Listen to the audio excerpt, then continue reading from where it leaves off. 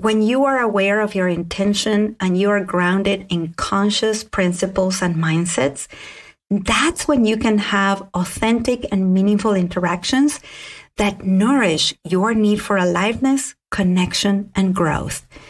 That is when you can have respectful and skillful disagreements.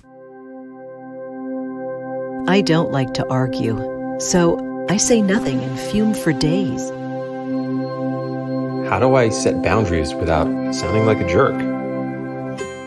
I hate the idea that I might accidentally offend somebody, so sometimes I'd just rather say nothing at all. Welcome to the Language Alchemy Podcast, and thank you for joining me today. This is your host, Alejandra Siroka, a transformative communication teacher and coach who's devoted to helping multicultural individuals and couples on the path of transformation transform their lives and relationships through conscious communication. I'm so grateful you're tuning in to learn transformative communication tools that can bring forth more love and more peace into your life and all your relationships.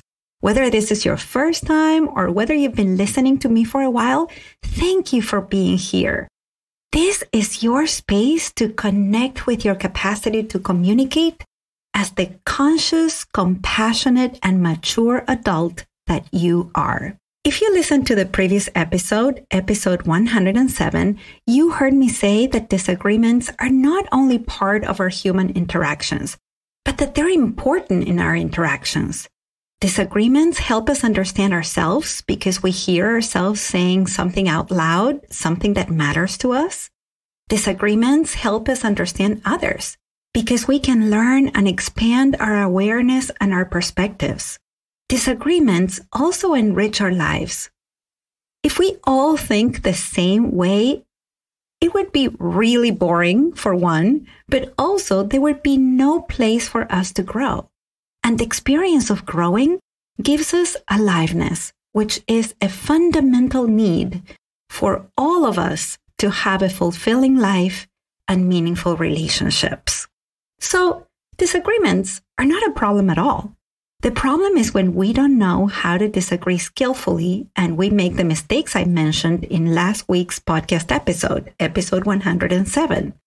And when we make those mistakes, disagreements can turn into arguments. Well, in today's podcast episode, I want to teach you 3 communication strategies to disagree skillfully and respectfully so that your disagreements are meaningful conversations and not arguments.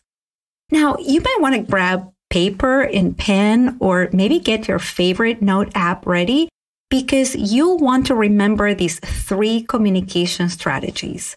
Now, before I go into the episode, I'm recording this episode during my birthday month. Yes, my birthday month is in August. And to help me celebrate, I would love to receive a gift from you. Your gift is to share with me at least one anecdote in which the Language Alchemy podcast has helped you in your communication. And how do you share that with me? Go to languagealchemy.com podcast birthday and share at least one anecdote about how the Language Alchemy podcast has helped you communicate more consciously and skillfully in a particular situation. And from the bottom of my heart, thank you so much. I want you to know that I am going to receive your birthday gift with so much love and gratitude. So much so that if you are willing to give me that birthday gift, I'm going to put your name in a raffle to have a 45 mini communication coaching session with me, and I'll announce the winner at the end of August. And now, let's talk about 3 communication strategies you can use to disagree skillfully and respectfully.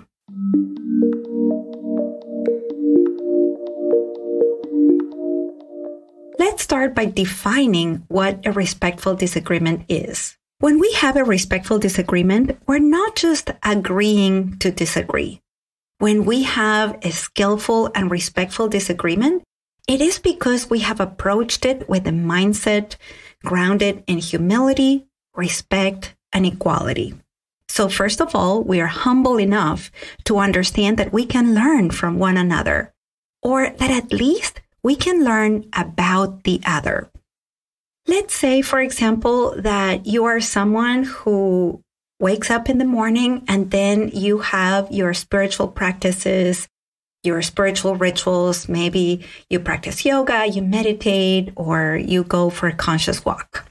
Now, let's say that you're talking to someone about this and that person disagrees with you. They think that what's most important to do is to wake up in the morning and read the news. Well, this is an opportunity for you to talk about what your spiritual practices give you in your life, and also for you to learn more about what reading the news gives that person in their life. You don't have to agree with them. You can learn about them and what matters to them. They can learn about you and what matters to you. And of course, it's perfectly okay if what matters to you is different from what matters to them.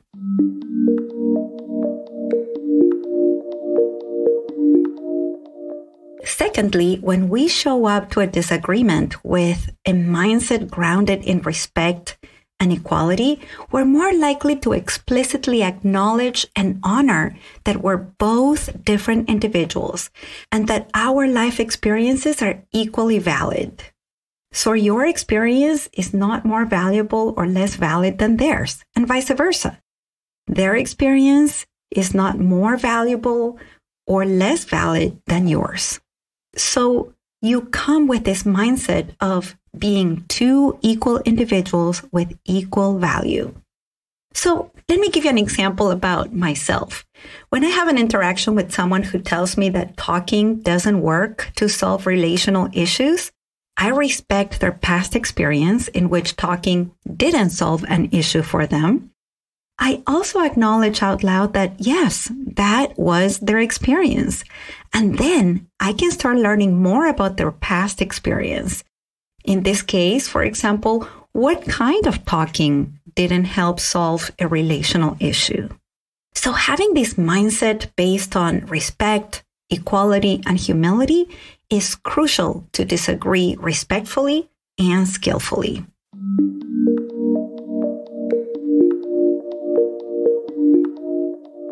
Now, what are these 3 communication strategies that you could use to disagree skillfully and respectfully? The first strategy is to ask a question. When you hear something you disagree with, you can ask something such as, "Oh, and how is this so for you?" For example, let's say that you believe that it's important for middle school and high school students to learn about critical race theory so that they can become aware of structural racism and understand how to have an equitable society. Then you're talking to a relative, and this relative says to you, "Teaching about critical race theory in public schools should be banned in every school because it teaches kids that we are racist, and that is not true." Okay, now you have an opportunity to ask a question. You can ask something like, "How does critical race theory teach kids that you are racist?" Or you can ask something like, "In your experience, what is critical race theory?" Let me give you another example of a question you may ask. What would make you racist if your kids learn about critical race theory? Now, what's super important here is that when you ask questions like these, remember your mindset grounded in respect, humility, and equality, or else your tone of voice could sound oppositional, accusatory, demanding, or aggressive. But if you keep your mindset in check, then your tone of voice will convey curiosity, openness, and willingness to learn.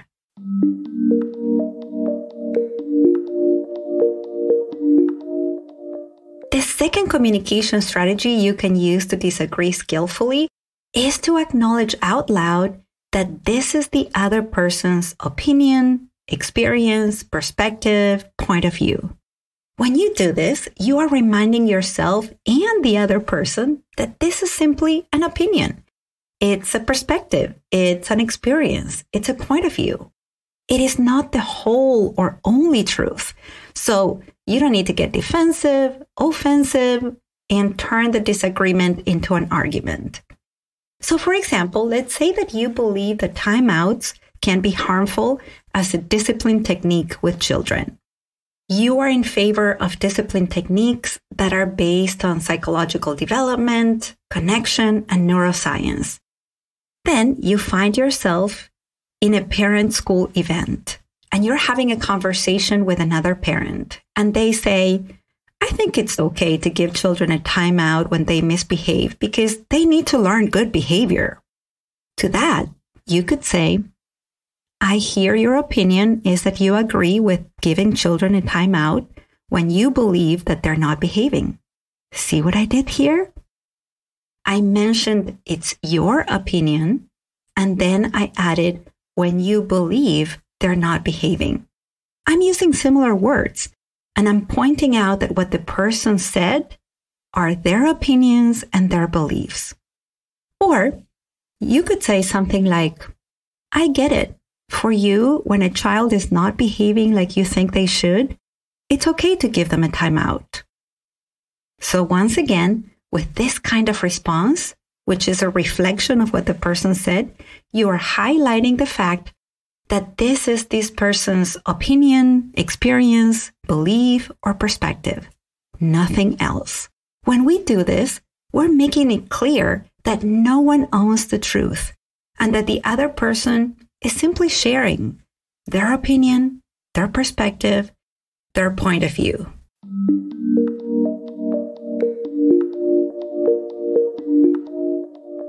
And finally, the third communication strategy you can use when you hear someone expressing a disagreement is to say thank you. This is a very simple phrase that goes a long way. Now, what are you thanking the person for? You are thanking them for feeling safe with you and expressing their opinions and thoughts out loud. Right now, we're living in a context of divisiveness. We are living in a reality where so many people are afraid to disagree. This reality is highlighted by social media and news platforms that have algorithms designed to show us content that we agree with and not to show us multiple perspectives. So in this last decade or so, we have not been as adept at disagreeing as we may have been before social media or before news platforms have algorithms. I remember talking to a friend of mine who's Russian, and we were talking about the war in Ukraine. My friend had a very different opinion from mine, and we had a very tender and emotional conversation in which he shared his opinion freely with me. At the end of the conversation, he thanked me for creating a safe space for him to share something he didn't feel safe saying out loud to others. This conversation was the first one he had about the war. He had been stuffing it, together with lots of big feelings about it, because he didn't believe it was safe for him to share this perspective. All I did during that conversation was to thank him every time he shared an opinion that I could see was vulnerable for him. Now, before we recap what you've heard in this episode, I want to say that if you're going to use these or any communication strategies as mere techniques, most likely you're going to head into an argument or into a stilted interaction and not a meaningful one. These communication strategies need to be anchored in principles, intentions, and the specific mindset of humility, respect, and equality. And if you don't know what I'm talking about, go check out previous podcast episodes in which I talk about communication principles and about communicating with intention versus communicating with an agenda. When you are aware of your intention and you are grounded in conscious principles and mindsets, that's when you can have authentic and meaningful interactions that nourish your need for aliveness, connection, and growth. That is when you can have respectful and skillful disagreements.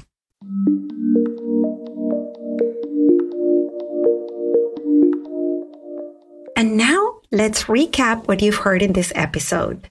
In this episode, you heard about disagreeing skillfully and respectfully.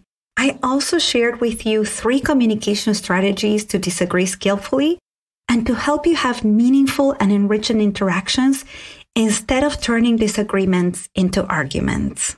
And I also encouraged you to give me a birthday gift by sharing an anecdote with me about how the Language Alchemy podcast contributes to your communication. And you know what I would love to do? To put all these birthday gifts together in a gratitude podcast episode. If you'd like to give me a gift that will take less than 5 minutes for you to do, just go to languagealchemy.com/podcast birthday and share your anecdote with me. And remember, when you give me that gift of your 5 minutes, I'm going to put your name in a raffle to win a 45 mini communication coaching session with me. Thank you so much for listening. Until next week, and as we say in Argentina, ciao ciao. Original music by Gary Lapoe. You can find all links in the show notes at languagealchemy.com.